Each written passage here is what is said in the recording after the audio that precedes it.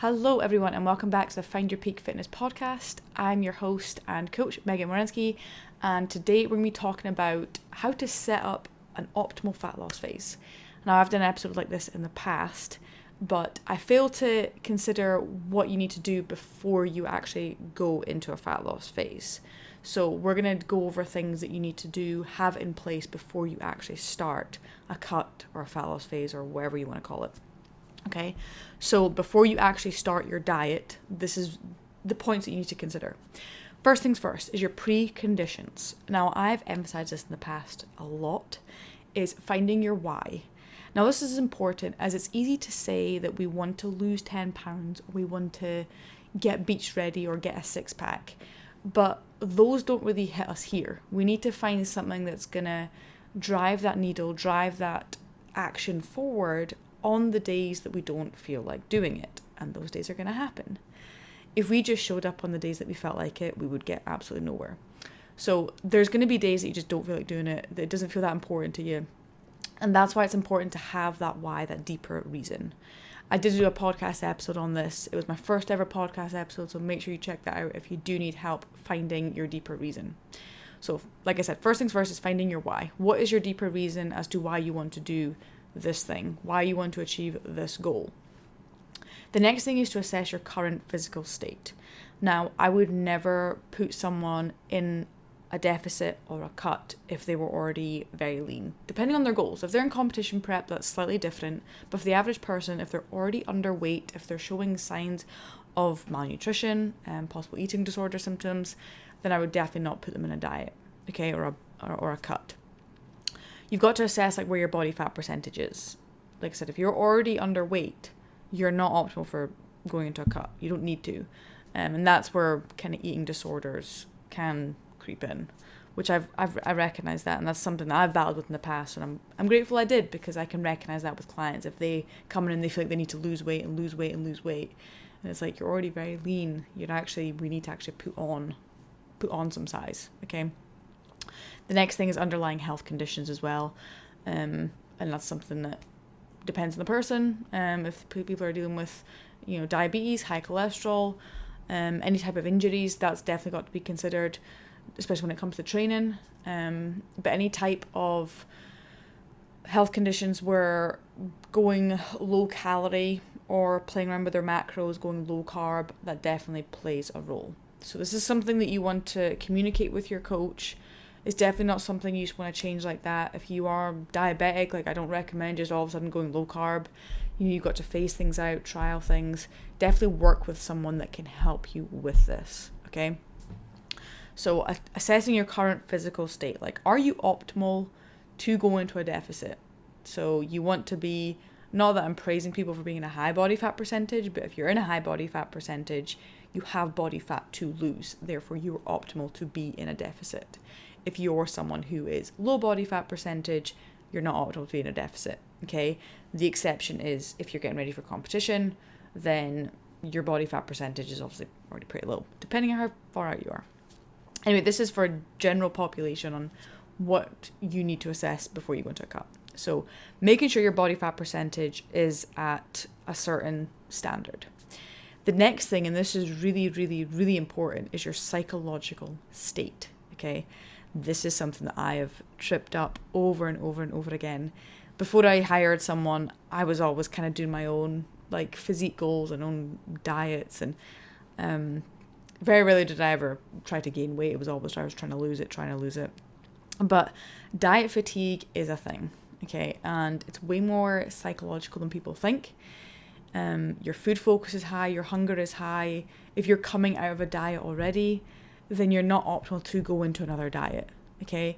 You almost want to be excited to go into diet. You want to be ready for it, almost like I'm ready to lose body fat. I'm ready to kind of rein things in. I'm ready to feel good again, whatever that may look like.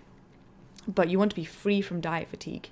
So if you're someone where your food focus is still pretty high, you're thinking about food all the time, your hunger is high, then you're probably not a good candidate for going into a cut or a deficit.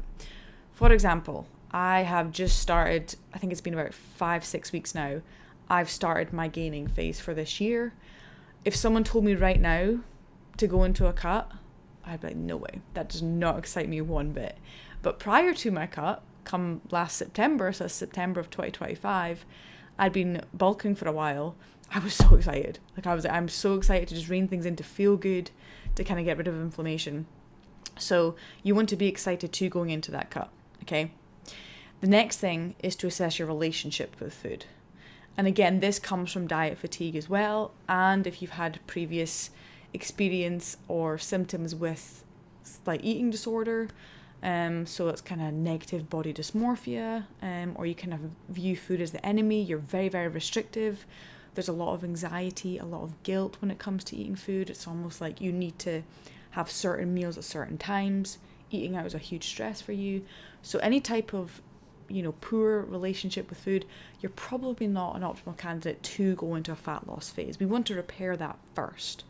And again, I've got experience with this. And that's maybe an episode I do in the future, is a bit on like my background and how I kind of fell into this position, fell into being an online coach and an in-person trainer. But you want to be free from eating disorder symptoms. You want to have a good relationship with food. You want to view food as fuel. It's not the enemy. We need it to hit our goals. Okay, how much we consume of that will depend on what our goals are and the outcome.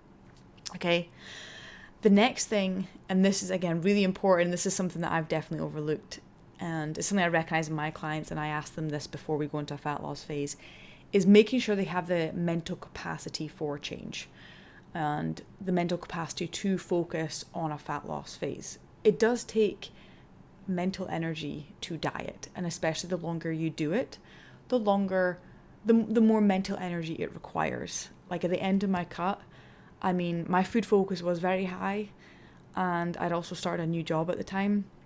So combining like the end of a cut, so severe diet fatigue symptoms, plus like the mental energy of like starting a new job and enrolling new clients and all the excitement that came with that, I noticed that it took me so much longer to recover, like mentally recover from the day. It took a physical toll on my body as well. So you've got to have like capacity for change. Now, I would not recommend someone to go into a fat loss phase if they have a lot of other like personal things kind of going on in their lives. If they're like moving house, or if they're getting married, or starting a new job, or getting divorced, or having, there's family stuff going on, whatever the case may be. If you are totally stressed out to the max already, it's not an optimal point to go into a fat loss phase. You want to have capacity, like room to take that on, okay? It's just like if we added on, you're getting married, you're going to move house, and you're going to have a baby. You would never do that all at the same time. Or maybe you would, but I wouldn't. You want to have room for change, okay? So if you're already at optimal capacity, probably not a good idea to add on additional change of learning how to track your macros and training and all that. However, that is where a coach can help. They can take that capacity off of you, but you still have to have that capacity for learning the tools, learning the skills, and being open to change, okay? Because it takes time. I'll admit, it takes time, it takes effort to do a cut successfully. You need to prep your food, you need to track your meals, you need to train, you need to get your steps in, you need to sleep, you need to rest, you need to recover, on top of live your life. So there's a lot that goes into it. And that's why I'm not going to sugarcoat it. It's flipping hard, like it is. But there's easier ways that we can go about it. And that's where hiring someone can help you with that, because they take all the guesswork out. But you still have to have that mental space to focus on your diet, on your goals, okay? Next thing is environment, and I've kind of already touched on this anyway, is your stressors. So that can be, work, financial, family, all that. If you are highly stressed, you're not in an optimal point to cut, okay? Now, I get it. Like, life happens. Stress is going to come. It's inevitable. I get it. Like, I am no different. I have stressors in my life.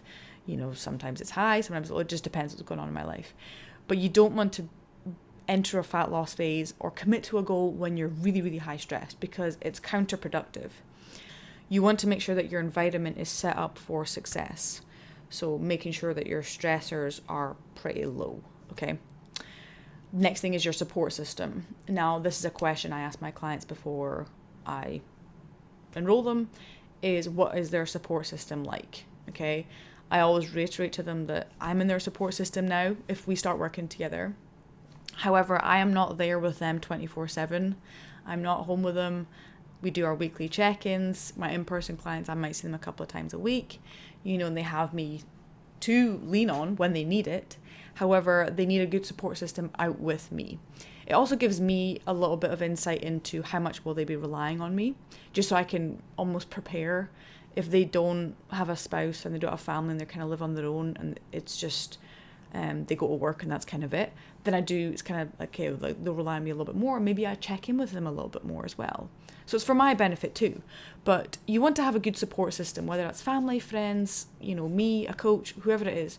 You want to have a good support system out with just, yourself and your coach. Like if you can have someone out with that is great. But you want to have a good support system where that is, you can lean on when times do get tough, So having that set in stone before you commit to a goal is really, really important. And like I said, that doesn't have to be a husband or wife. That can be kids, your dog, it can be anyone. Okay, but having a good support system is so, so key. The last thing before you commit to a cut is you need to pre-commit. Okay, and what I mean by this is you need to really think about what it is you want to do. So your why. So why you're doing it, what it is you want to do, how you're going to achieve it, and commit to that. Like whether that you write that down and you stick it up on your mirror and you see it every day. I did that. If you've ever read David Goggins, his book, I highly recommend it. He talks about the accountability mirror, and I did that when I was playing professionally.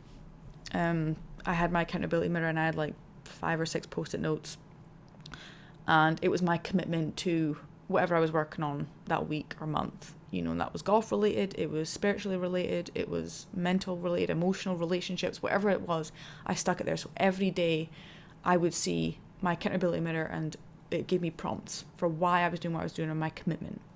You want to commit to the goal, okay? And that's going to see you through. That's going to help you push, kind of like why your why. It's going to help you push through the days, the weeks that you don't feel like doing it.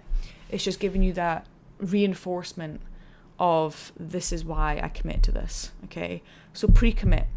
It's almost like if you're writing your vows before you get married, okay? You're thinking about it, and you're going to be reading this in front of everyone, and that's your commitment to this person. So your pre-commitment, that can look, like I said, in different forms. You can do the accountability mirror, even like writing yourself like a contract. I do recommend telling someone about it. That makes it real and that helps with your accountability. And again, maybe that's not your coach. I mean, yes, tell your coach, obviously talk about your goals, what you're doing, but tell someone out with that. So that can be your spouse, it can be a friend, and be like, hey, like I really want to do this. This is why I'm doing it.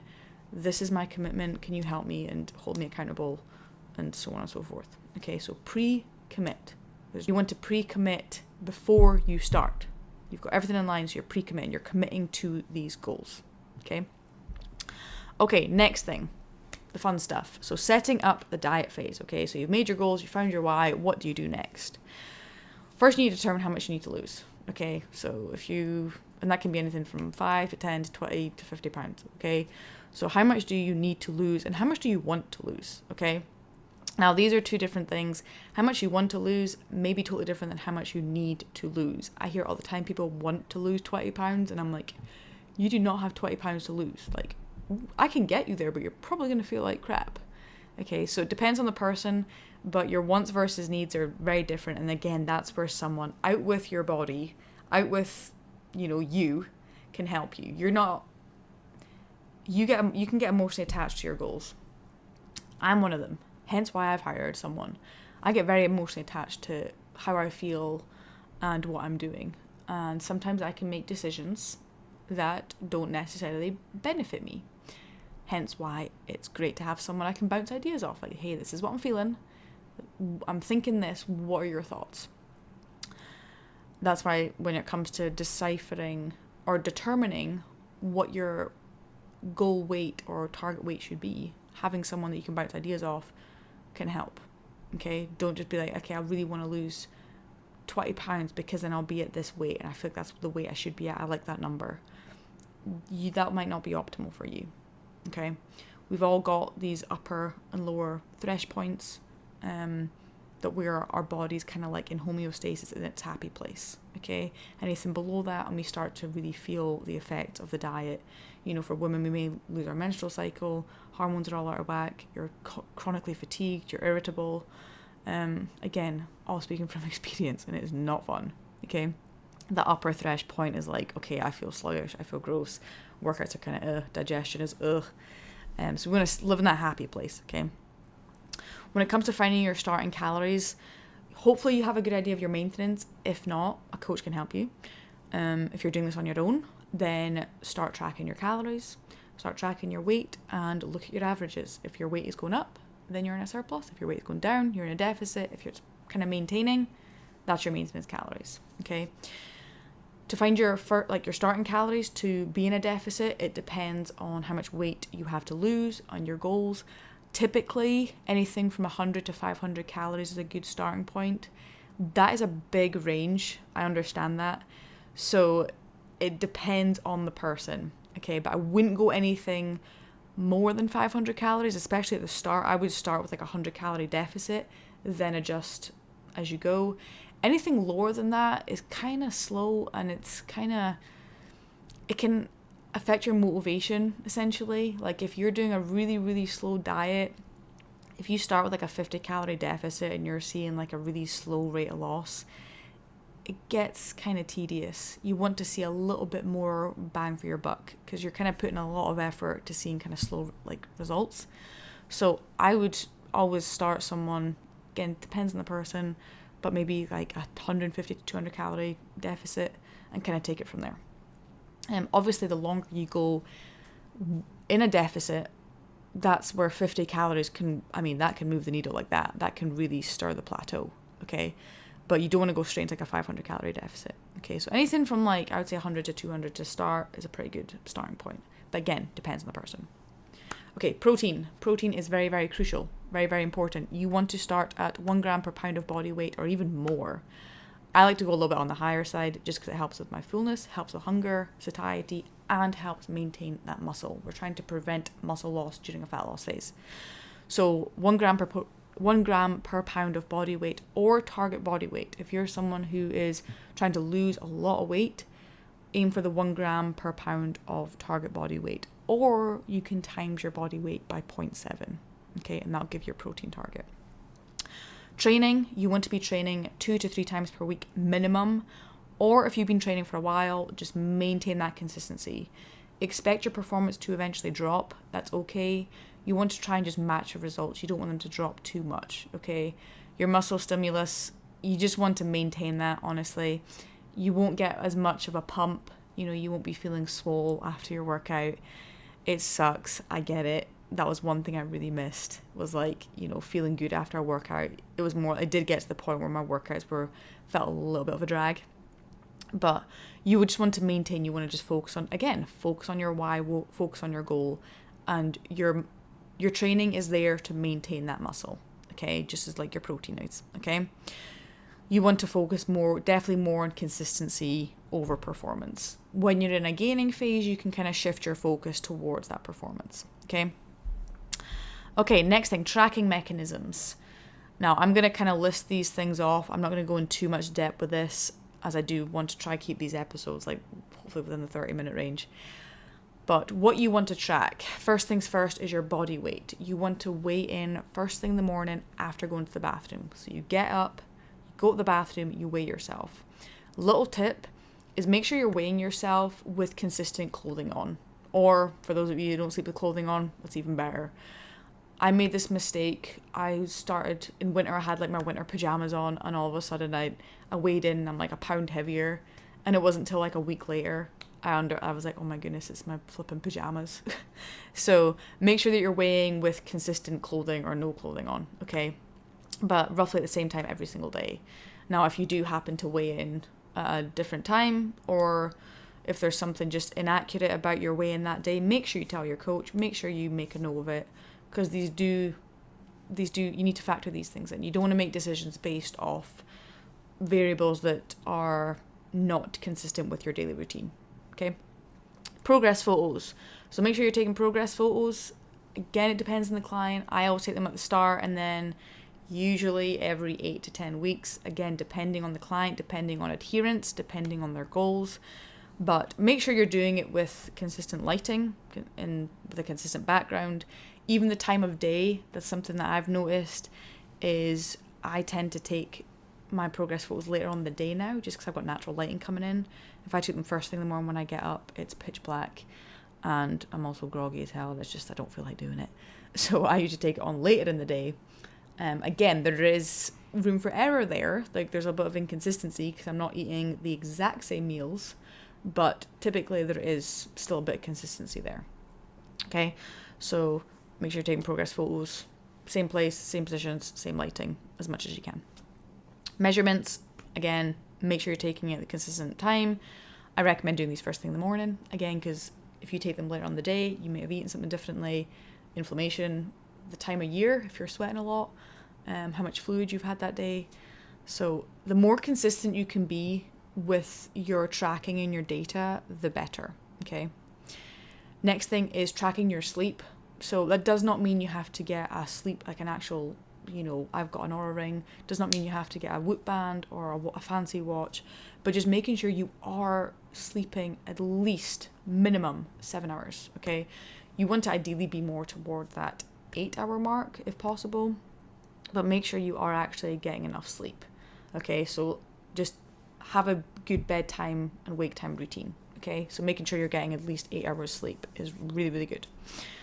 Tracking your food. So I recommend using MacroFactor. I use that app. I love it. It's got an AI feature so I can snap photos when I'm out dining out or if I'm traveling. It's really, really good. But you can also use MyFitnessPal. They've got the free version. Or you can I've got a couple of clients using AI, like using ChatGPT to track their food.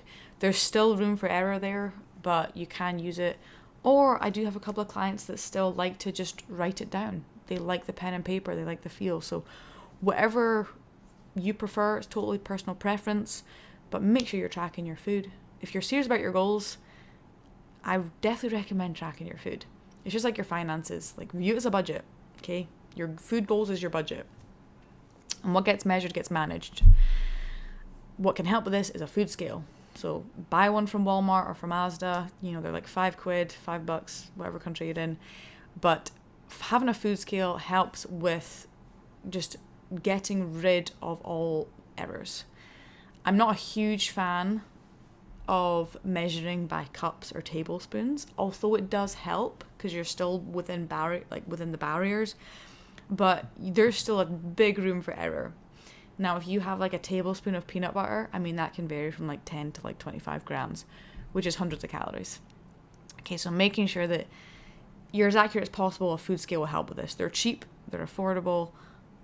Yeah, no excuses. Definitely get yourself a food scale. And I apologize if you can hear my stomach, it is rumbling. It's around about lunchtime, so. Last thing that I would get you to track is your steps. Again, you don't have to buy a fancy watch to do this. You can buy a cheap Fitbit, or you can even use your phone. Of course, that means you have to have your phone inside your pocket at all times, but just get some idea of what your step count is. For general health, I get people to do 7,000 to 8,000 steps a day.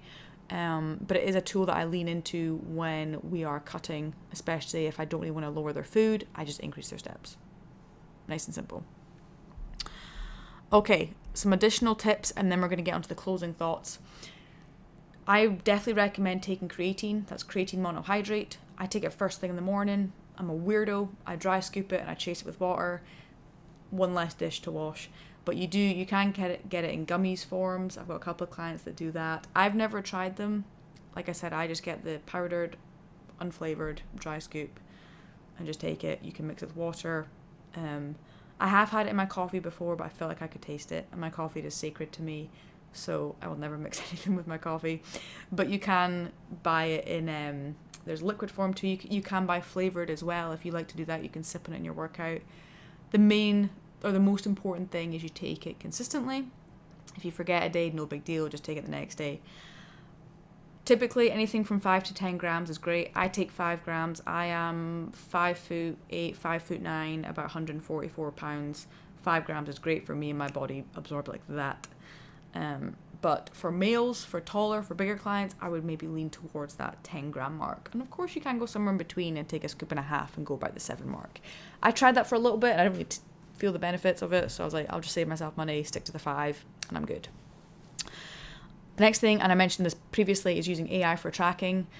We live in an amazing era right now where AI is just everywhere. And I do believe that if you don't use it, you're getting left behind. Of course, it's never going to take away, personal interaction, but we can use it at our disposal to help us.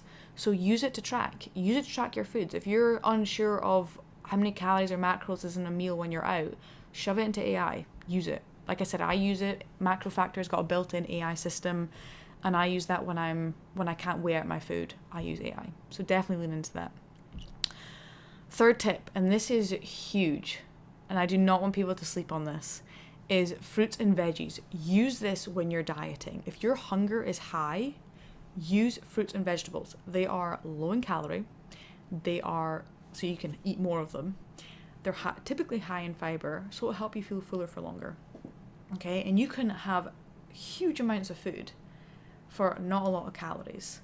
Okay, plus you're getting tons of micronutrients. So take goals out of it. Your health will benefit from eating high fruits, high veggies. Okay, I love cauliflower rice. It's one of my favorite things.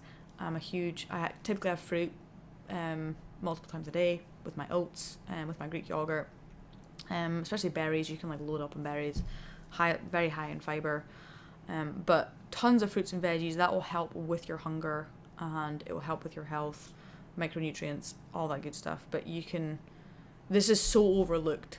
If you are someone who finds yourself very, very hungry on a diet, fruits and veggies, that's the first thing I would say. Okay, so do not sleep on that. The next thing is hydration. That can also help with hunger. Making sure you're having at least 2 to 3 clear peas per day. One that just keeps you hydrated, but like I said, it can also help with hunger. One thing I was doing when I was cutting, especially when I found my hunger was high, is I would drink a ton of water before. I'd have my very high volume, low calorie meal, whether that was cauliflower rice, my oats or protein, whatever it was. And then I would drink a ton of water after that. And I've always got my water bottle here.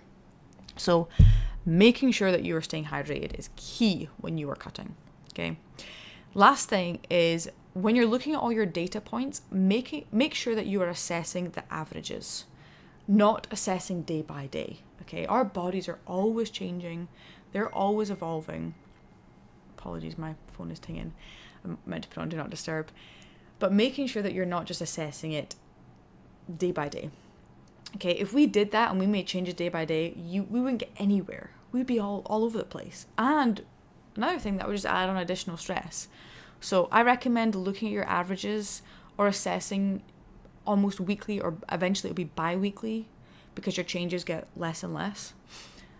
I always get my clients to do a weekly check-in with me. Does that mean I make changes every single week? No, it does not. Sometimes it's we just gotta keep on going. Trust the process. This is what we're doing. This is it.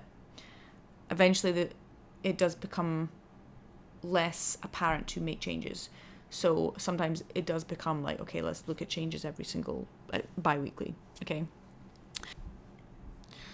Okay, closing thoughts. So before we leave it there, I'm just going to give you a couple of reminders and some, food for thought, excuse the pun. Remind yourself that this is a phase. This is not forever. And this is something that definitely trips me up, and I see it with clients as well. And this is something I drill into their brains before we start this, is that when you start a cut or a fat loss phase, it is indeed a phase. It is not forever. And that's also a good tool when you're kind of struggling with the diet, if you ever do, is you need to remind yourself that this is temporary. All pain is temporary. So reminding yourself that this is just this is what I'm going to do for these 6 months, or this is what I'm going to do for 3 months, or whatever the case may be. But it's definitely a phase. It's not forever. Leads to my next point, is to remind yourself that you chose this. Okay. And this is something I asked myself a lot when I was cutting and I was kind of struggling with it a little bit, is I can end this at any point. And this is definitely a tool when I'm going to use when I'm nearer competition prep, is that I chose this. I chose to put my body through this. I chose this goal. I chose to do this. And I can stop at any point. I can throw in the towel at any point. I can say, no, I'm not going to do this anymore. And I'm going to go back to what I was doing before. So we always have a choice. So remember what you chose. Okay. Glory in discipline. Now, it took me a while to understand what, discipline is freedom. I'm sure you've heard that before. And there's a book on it as well, which is really good. I can't remember the author. But it took me a while to understand, what does that mean? Because usually when we think discipline, we think restriction. And it's not. There truly is glory in discipline. There's parts of our brains that need to be challenged. They need that adaptation. If we just stay stagnant forever, that's where depression and anxiety, lack of purpose, that can all creep in. So we need that discipline that keeps moving the needle forward and pushing our brains to get to that next step. Okay? So there's definitely glory in the discipline. Last thing, consistency over perfection. Now, you've probably heard me say this in previous episodes, and if you're a client of mine, you've definitely heard me say this before, but this is so key. This is so key. If we just showed up on the days that we felt perfect or we felt like we wanted to do it, we would never be here. Okay? Consistency over perfection is showing up on the days that you don't feel like doing it. It means showing up and eating the meal when we really want to do the other thing, or even accepting that our meals weren't perfect, but we did what we could get in the given situation. Okay, even on the days that you're a little bit sore from your workout and the workout that day wasn't that optimal, but you still showed up and you still got it done. Okay, so the days won't look like 100% every single day. Okay, ditch that expectation right now. You need to accept that your days are going to look like this. Kind of like the scale weight, okay? You're always going to be kind of like this way. The scale weight hopefully is trending down and your consistency is hopefully going up, okay? But it's never going to be 100% linear every single day, okay? You need to ditch that mindset and really focus on just showing up every single day, regardless of what the outcome is, okay? Some days you'll move the needle a lot. Other days it's kind of like it feels like you're just dragging, and that's okay, but still showing up day in, day out. That's what's going to get you results. Okay, I'm going to wrap up the episode there. I hope you guys like this. Make sure you like, subscribe, and share it with your friends. And I will see you guys in the next episode.